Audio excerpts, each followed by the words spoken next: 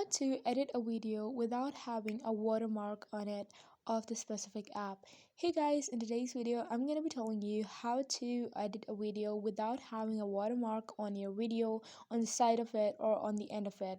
So I'm here with this app known as CapCut, which is a quite popular app for editing videos. But the main thing I'm here to tell you guys about is how you guys can edit a video and also do not have a watermark with it.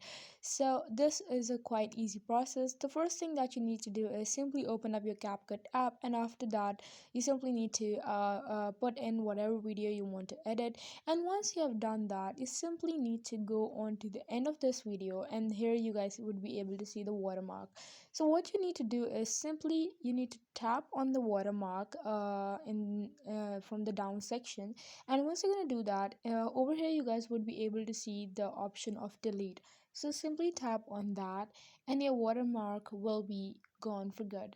And once it's gone, you simply can edit your video whatever you want to make changes in it, and then you simply need to export it.